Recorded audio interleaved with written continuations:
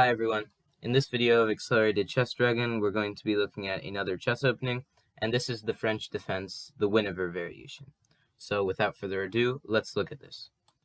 White starts by playing e4 and black plays e6. White will go d4, d5, knight c3, and instead of playing moves like knight f6 or d takes e4, which transposes into the last four variations we looked at, black is going to play the immediate bishop b4. And this is the Winawer variation, and it's probably the most common variation that you're going to see if you ever play the French defense. And after bishop b4 is played, white's most usual move is e5. And here, black has four options. c5 is one, knight e7 is another, queen d7, and then finally b6. If you play the move b6 as black, then white can just go queen g4, threatening the g7 pawn. Black plays the bishop back to f8.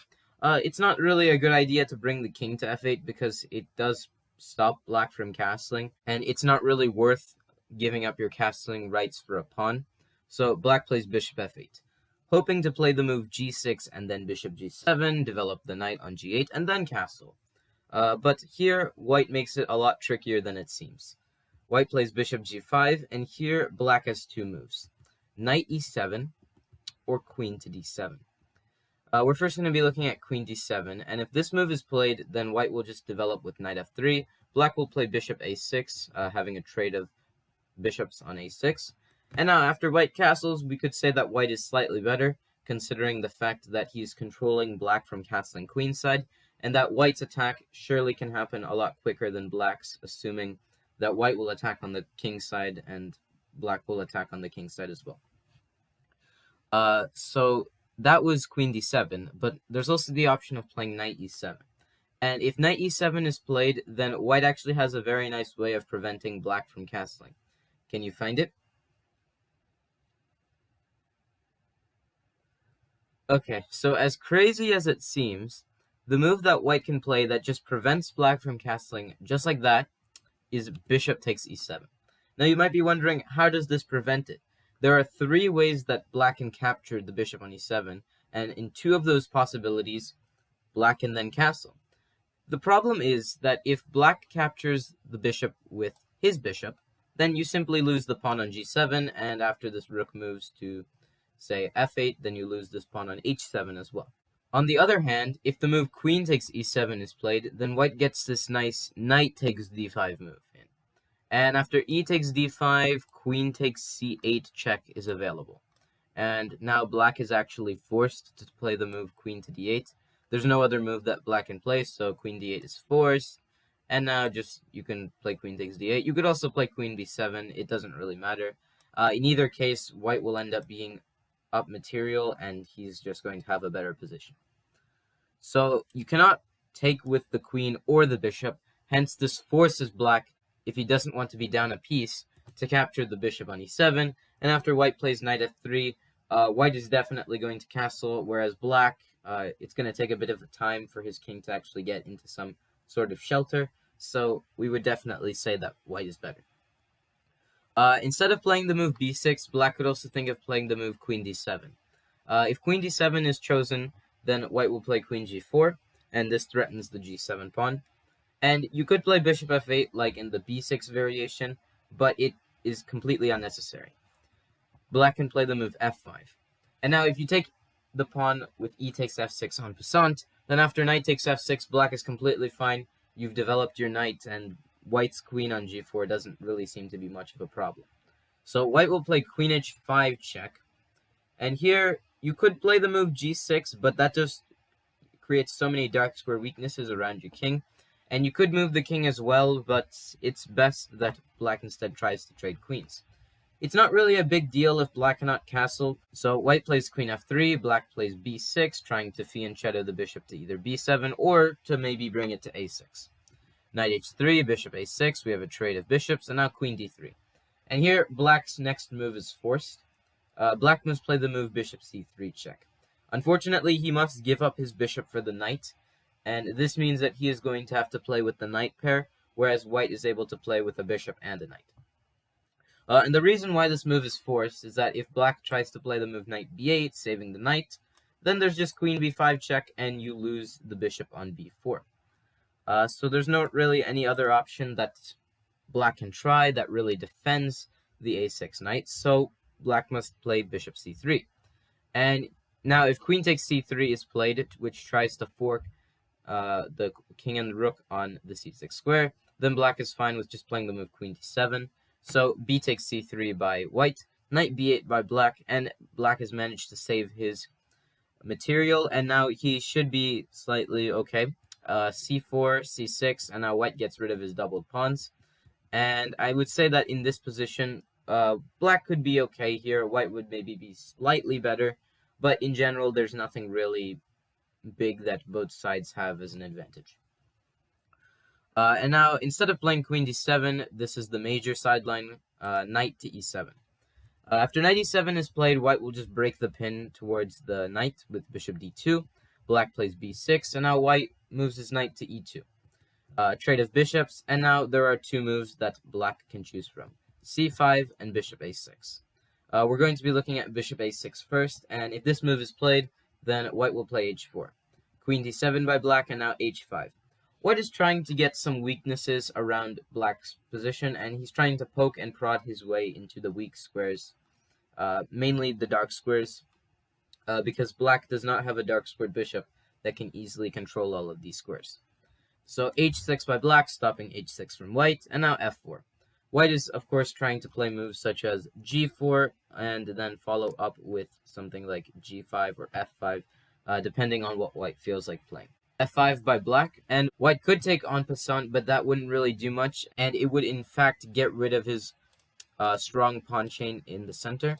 So white instead decides to play the move knight f3, letting the pawn stay on f5 because it's not really doing much at the moment.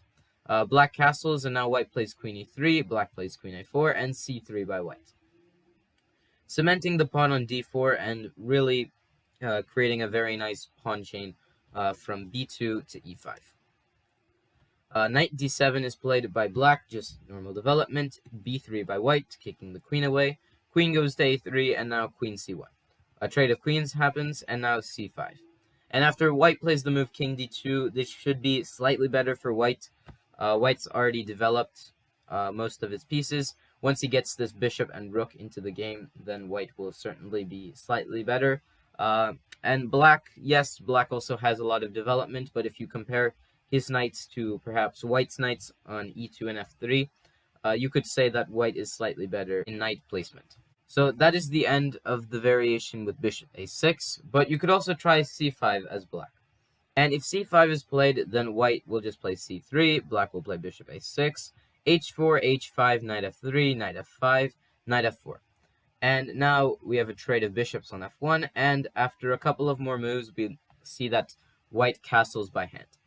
And now white's king is safe, and as soon as he brings this rook to maybe the c, the d file, it doesn't really matter, and white would definitely have a good position. g6, b4, c4, a4, a5, and now b5. White also tries to close the position up, and it's quite nice that both sides have knights instead of bishops, otherwise this position would not be a very favorable one for either side. Knight d8, and after knight g5, we could say that white is slightly better. He's able to use his knights more effectively than black, and I don't understand what this knight on d8's future could actually be. So that was the move knight e7, and now let's get to the main move, c5. Now after c5 is played, white will usually play the move bishop d2. And here black has four moves to choose from. Knight e7 is the main move, c takes d4 is the main sideline, knight c6 is another move, and knight h6 is the biggest sideline. We're first going to be looking at knight h6, and if this move is played, then there's a very short way that white can play. Knight f3, knight c6, and now just take on h6. G takes h6, and now bishop b5.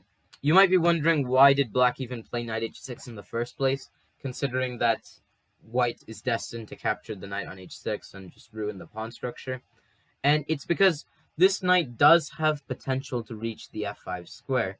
So knight c6, giving up the knight for the bishop, and now bishop to b5. And you could say that white is better because the pawn structural damages towards black's king are just too bad to repair, and it doesn't seem like black has much of a way out of here.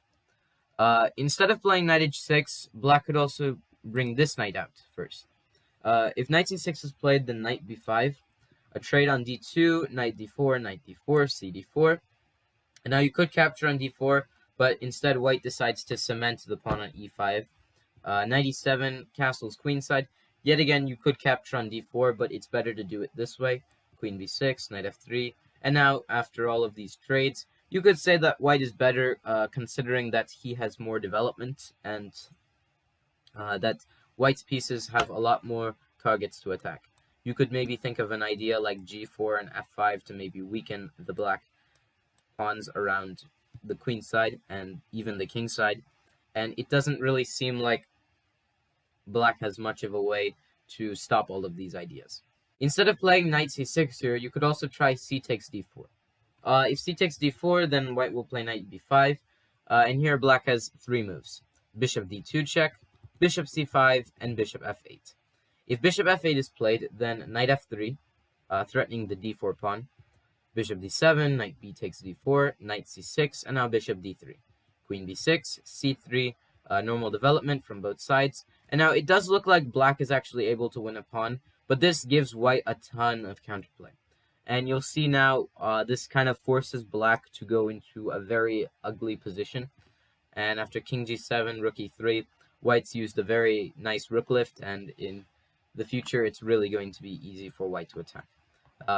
This is a variation that you could try as white, rook g3, d6, h4, knight h6, rook g5. Rook g5 is played because you do not want knight g4 to be played as black, and in that case, black would manage to blockade this rook on g3 from ever using the g file. So rook g5, and now rook h7, trying to defend, f3, protecting the g4 square, and now queen e7. g4, and now after a couple of trades, h5 from white. And white is definitely busting through, and black is completely lost here. Black tries knight takes g4, hoping that maybe you can get some sort of counterplay, but white doesn't even need to take the knight. White will just play this very nice move, and I encourage you to pause the video and find out what it is.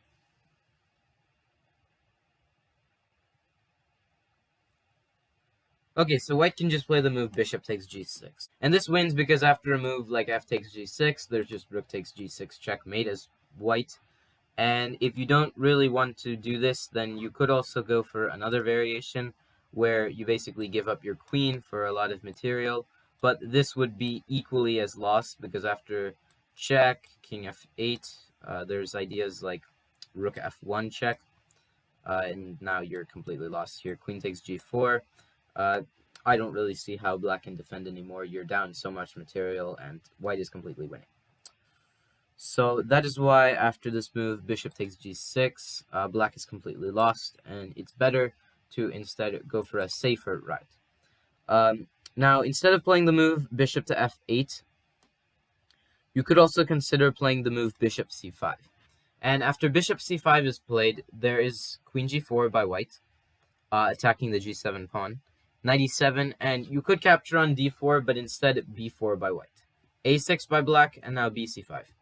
If you're wondering why a6 is played, it's because if you play this move bishop b6, then after knight d6 check, there's too many weaknesses around black's king. f7 is extremely weak, g7 is a threat in the future, and it doesn't seem like black has a concrete way of actually defending all of this. So a6 trying to counterattack the knight. Now obviously if you move the knight, then you are free to move the bishop as black. So bc5, ab5, and queen g7. You could capture on b5 with check, but white instead decides to do this first. And after queen takes h7, white is just up material, and white should stand better, since there are also threats towards the b5 pawn. Now, instead of playing the move bishop c5 or bishop f8, you could just trade the bishops. So bishop d2, queen d2, and knight c6. f4, a6, and now knight takes d4. You might be wondering why knight d6 check doesn't work. It's because after king e7, even though your knight is centralized on the d6 square, there's not really a good follow-up after this. And after black is able to consolidate with something like queen to b6 later on, there's not really much you can do, like knight f3 and queen a5, and black has managed to trade the pieces off, and after a few more moves like knight h6 and maybe knight f5, black should definitely be better considering that he's up a pawn. So knight d6 check doesn't work. Instead, white trades some more material, queen d6, castles queenside, and now queen takes d4, just trading all of the pieces off. And after this, you could say that white is slightly better and that white has slightly more potential in this position than black does. So that was the move c takes d4. Now the other move that you could try as black is knight e7, but after this, white plays knight b5, trying to trade the bishops off. Bishop d2 check, queen d2, castles, f4, and here black has two moves, a6 and knight bc6.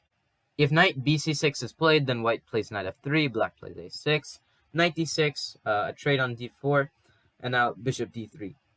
You'll notice that in many of these variations, white never captures the d4 pawn, and it's because he's just waiting a bit longer for the right moment to capture it. Bishop d3, queen b6, castles, bishop d7, a4, knight c8, and after a5, queen c6. If you play queen takes b2, then after rook to b1, an attack towards the b7 pawn is very strong for white. So queen c6, and now f5. And here, white is getting a very massive attack towards the black king, and it's very hard for black to refute this. So that was knight bc6. You could also try a6 as black, but that would allow the move knight d6, c takes d4, knight f3. Knight bc6, bishop d3, and now f6.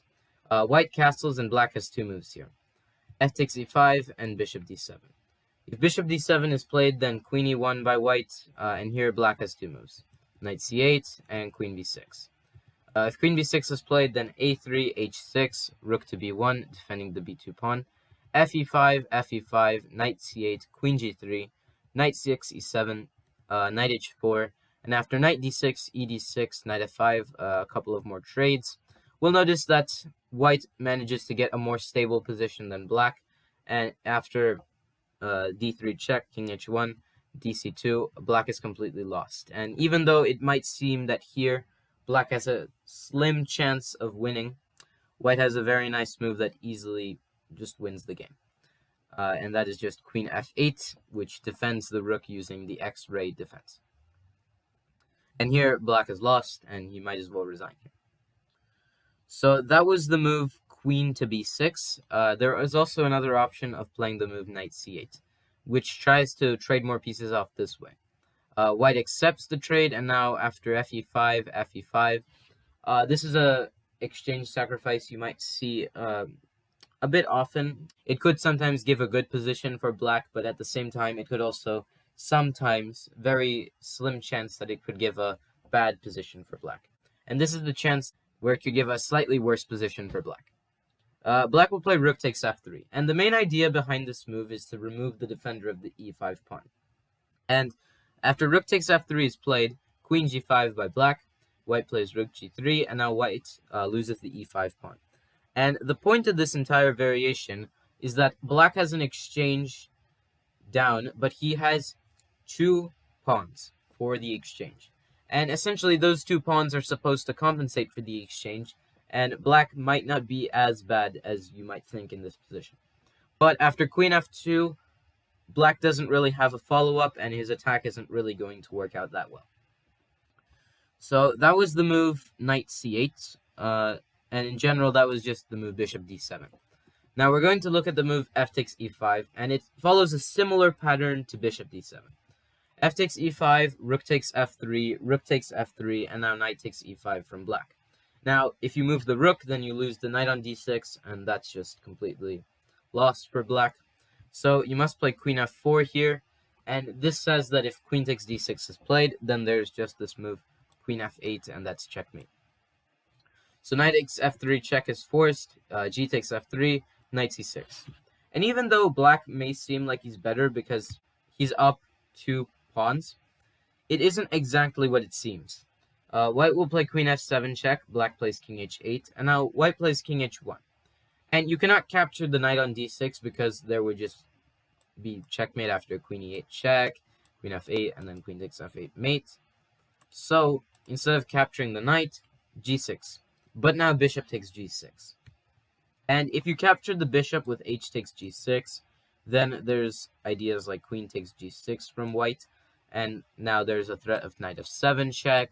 If you capture this knight, then there's just ideas like rook g1, and it's very hard to see how black can defend against all of these threats towards his king. So hg6 isn't an option. Queen e7 was played instead. Queen f4 by white, defending, and now e5. You might still be wondering, why doesn't black just take on g6? And it's because after queen h6 check, it's really lost for black. Queen h7, queen f8 check. This is if you decide to defend this way, and this would lead to checkmate. And after queen h6 check, if you play king g8, then there's just queen takes g6 check.